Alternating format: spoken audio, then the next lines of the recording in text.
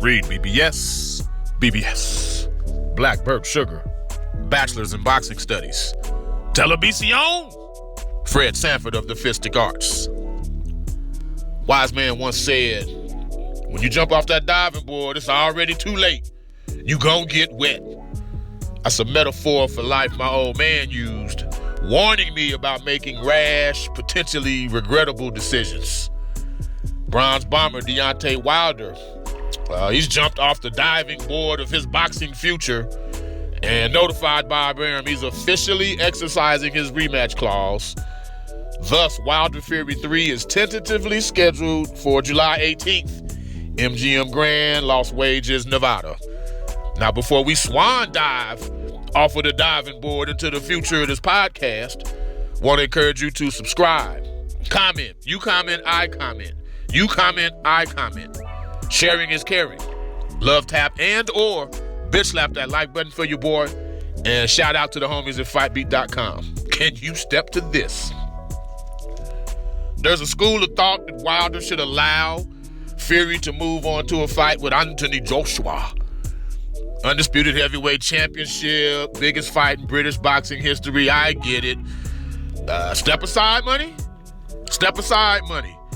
So here's how that works. Why would they offer step aside money unless Wilder's exercising his rematch clause? So by exercising the rematch clause first, Team Wilder is putting the onus on Team Fury and Team Joshua to make it worth Deontay's while to step aside. I'm not saying that's what Team Wilder is doing, but again, if they don't exercise the rematch clause and there's nothing for Team Fury and Team Joshua to pay him to step aside for. So now the first stone has been dropped. The first die has been cast. Now, maybe Wilder will step aside, maybe he won't, probably won't. I mean, his pride was obviously stung.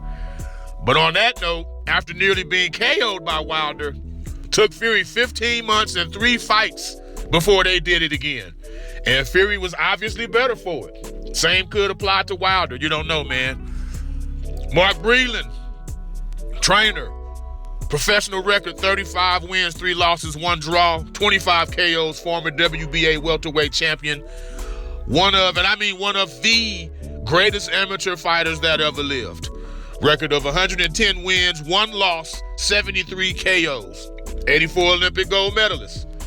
On a team that consisted of Evander Holyfield, Pernell Whitaker, Meldrick Taylor, and others, Mark Breland entered the pro ranks as the star of that team. I shit you not. Believe it or not, he was the star. He was the face of that team. So just to me, it's always been a slap in Breland's face that he's the assistant fucking trainer to JD's anyway. D's, he's in on the management side. I know he discovered Wilder. I love and respect Wilder's loyalty. And with D's being the manager, he ain't going anywhere anyway. And I ain't saying he needs to get out of the corner either. Here's what I am saying. Breland's a soft-spoken brother. And just because you achieved a lot of something doesn't mean you can teach someone how to do it. Or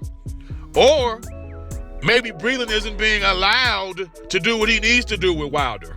I mean, Breland had the same body type and physical advantages over his opponents as Wilder does. So it stands to reason he could show Deontay a thing or 3 about how to fight in that manner.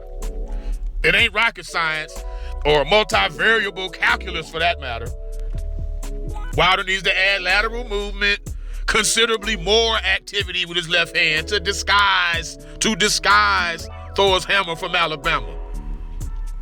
Power jabs, peppering jabs, feinted jabs, jab, right hand, left hook. He's got to be much busier with his left hand, dude. As a Wilder fan, personally, I want him to fight Fury later rather than sooner. So if the Fury Joshua people want to offer $5-10 million to step aside, please do it, bruh. Please do it, Tay. The outfit, the towel, the weak legs. He didn't hurt me. That's all deflecting, bruh. That's all deflecting, man. Fury whipped that ass. I hate to say it like that, but Fury whipped that ass. Wilder Fury 3 goes down in 2020. To me, the only way Wilder wins is if Fury loses his shit again, just completely loses it all as he did when he beat Klitschko. Fell into obesity, depression, addiction, suicidal thoughts and shit. You know, he didn't deal with success well. And now he's at an even higher point, arguably, in his boxing career. That said, the Trilogy, it'll still do good numbers.